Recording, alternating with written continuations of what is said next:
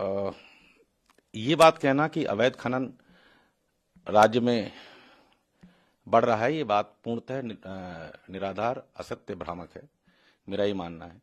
और इसका सबसे बड़ा प्रमाण ये है कि जो खनन राजस्व है उसमें बहुत तीव्रता से वित्तीय वर्ष 2023-24 में, जो अब समाप्ति की ओर है, उसमें बहुत तीव्रता से वृद्धि हुई है।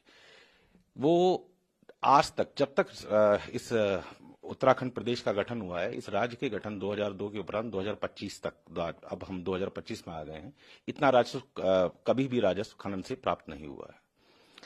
यह राजस्व पिछले वर्ष की तुलना में लगभग 2.25 गुना है।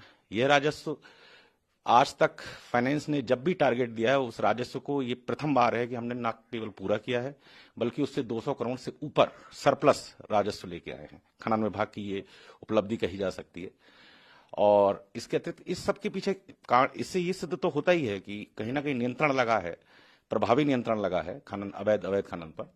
और इसके पीछे इसके जो हम लोगों ने इसके लिए जो मॉडस ऑपरेंडी अपनाया है वो ये है कि एक तो हमने नियमों का सरलीकरण किया सबसे पहले, और दंडात्मक कार्रवाई बढ़ा दी। नियमों का सरलीकरण करने के साथ साथ दंड बढ़ा दिए। नंबर 2, हम लोगों ने नई नई टेक्नोलॉजी का प्रयोग कर रहे हैं। और नंबर 3, टास्क फोर्स तहसील स्तर पर, जिला स्तर पर, राज्य स्तर पर, तीनों स्तर पर गठित है, जो लगातार सर्वेलेंस करती है, लगातार देखती रहती है कि कहीं किसी तरह का कोई अवैध खनन ना हो। और जहां तक ये प्रश्न है कि रात्रि में खनन से भरे हुए ट्रक चलते हैं या इस तरह की बातें भी आती हैं, तो उसके लिए मेरा ये कहना है कि स्टोन क्रशर जो स्टील प्लांट होता है, वहां से तैयार माल जब निकलता है वो हमेशा वैध प्रपत्र के साथ निकलता है।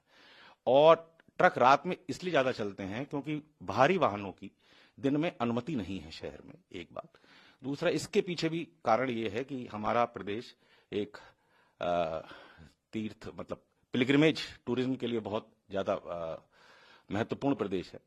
तो न केवल धर्मार्थी, सामान्य पर्यटन के लिए जो लोग आते हैं उनको भी यातायात बाधित ना हो, और प्लस दुर्घटना की संभावनाएं न्यूनतम रहें, इसलिए वैध प्रपत्रों के साथ ट्रकों की आवाजाही रात्रि में।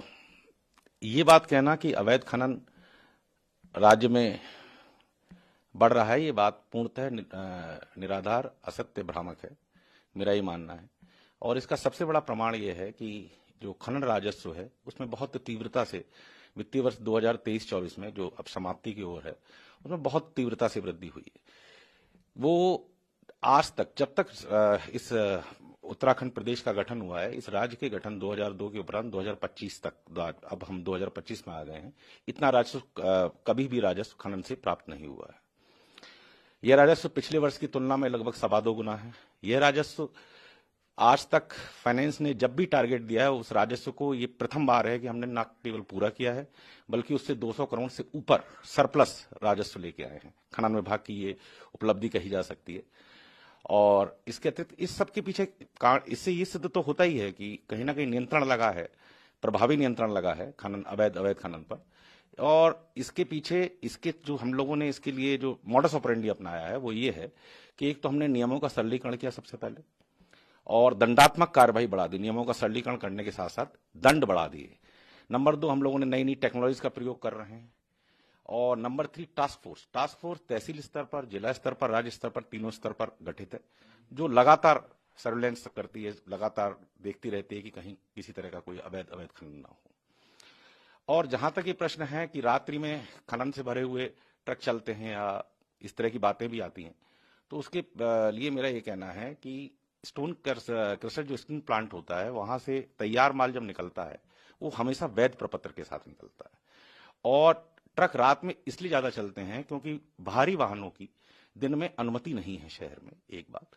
दूसरा, इसके पीछे भी कारण ये है कि हमारा प्रदेश एक तीर्थ मतलब पिलग्रिमेज टूरिज्म के लिए बहुत ज्यादा महत्वपूर्ण प्रदेश है। तो न केवल धर्मार्थी, सामान्य पर्यटन के लिए जो लोग आते हैं उनको भी यातायात बाधित ना हो, और प्लस दुर्घटना की संभावनाएं न्यूनतम रहें, इसलिए वैध प्रपत्रों के साथ ट्रकों की आवाजाही रात्रि में।